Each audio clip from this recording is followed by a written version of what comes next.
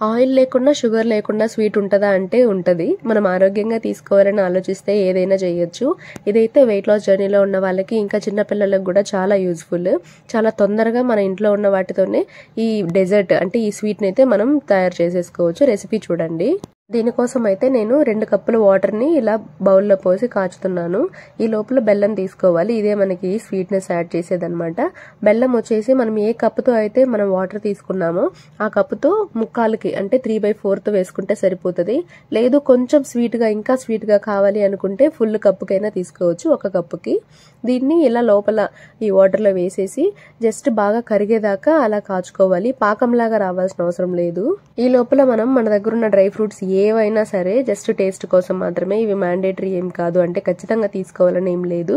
నేనైతే కొన్ని ఎండు ద్రాక్షలు ఇంకా క్యాష్యూస్ అంటే ఈ జీడిపప్పు ఇంకా బాదము, ఆ తర్వాత నా దగ్గర పంకిన్ సీడ్స్ గుమ్మడి గింజలు కూడా ఉన్నాయి, అవి కూడా తీసుకున్నాను. మీ దగ్గర ఏది ఉంటే అది తీసుకోవచ్చు.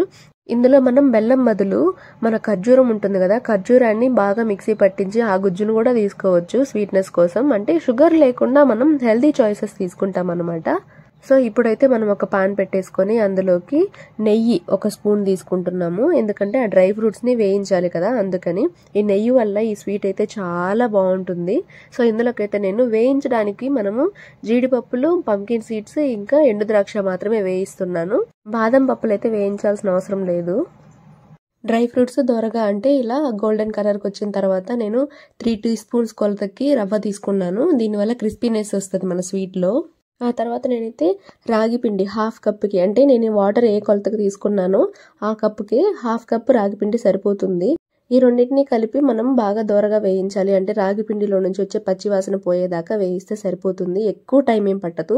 1 మినిట్ అయితే అలా 1 నిమిషంలోనే వేగిపోతుంది అనమాట. ఆ తర్వాత మనం ఆల్రెడీ బెల్లం కరిగించి పెట్టుకున్న వాటర్ ఉంది కదా, ఆ నీళ్ళని వడపోసుకోవాలి. ఎందుకంటే అందులో కొంచెం చెత్త లాంటివి ఉంటాయి. చూడండి ఎంత వచ్చిందో. కాబట్టి అలా ఫిల్టర్ చేసుకునేసి ఆ వాటర్ని ఇప్పుడు మనం కడాయిలో పోసేయడమే. ఇది కొంచెం చిటపటలాడుతుంది కాబట్టి కొంచెం కొంచెంగా పోసి కలపండి. ఈ వాటర్ పోసేటప్పుడు లో ఫ్లేమ్లో పెట్టుకోండి, అంటే తొందరగా అడుగంటకుండా ఉండడానికి. తర్వాత చక్కగా అన్ని కలిసేటట్టు కలిపేయాలి. ఇదైతే లో ఫ్లేమ్లోనే చేయండి. అన్నీ కూడా మనం లో ఫ్లేమ్లోనే చేసుకోవచ్చు, మొత్తం ప్రాసెస్ కూడా.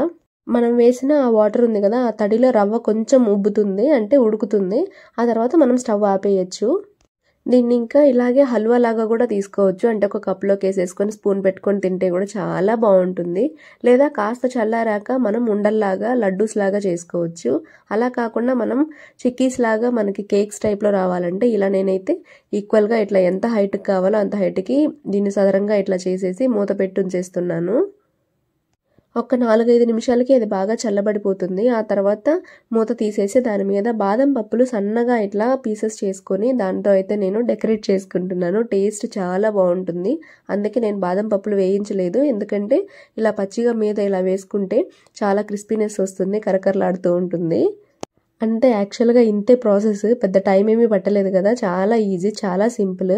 మనం వెయిట్ లాస్లో ఉన్నప్పుడు స్వీట్ క్రేవింగ్స్ రావడం అనేది చాలా కామన్, రాదని అయితే నేను చెప్పను. అలాంటప్పుడు మనం ఏదంటే అది బింజ్ ఈటింగ్ చేయకుండా ఇట్లా మనం హెల్తీగా చాలా క్విక్గా చేసుకొని తింటే మనకి సాటిస్ఫాక్షన్ ఉంటుంది. హెల్తీగా తిన్నాము ప్లస్ స్వీట్గా తిన్నాము అన్నది. అలా కాకుండా ఇంట్లో చిన్నపిల్లలు ఉన్న వాళ్ళకైనా పెట్టొచ్చు, ఎటువంటి ఇబ్బంది ఉండదు. దీనివల్ల చక్కగా మనకి రాగి పిండి వల్ల కాల్షియం ఇంకా డ్రై ఫ్రూట్స్ వల్ల ప్రోటీన్ అన్నీ చక్కగా అందుతాయి. చూసారు కదా, నేనైతే కేక్స్ టైప్లో తీసుకున్నాను. పిల్లలు కూడా చాలా ఇష్టపడి తింటారు అండ్ మీరు కూడా చాలా హ్యాపీగా ఎంజాయ్ చేయొచ్చు. మీరు కూడా ఇంట్లో ట్రై చేసి ఎలా వచ్చిందో కామెంట్ చేయండి. ఇంకో రెసిపీతో మళ్ళీ కలుద్దాం.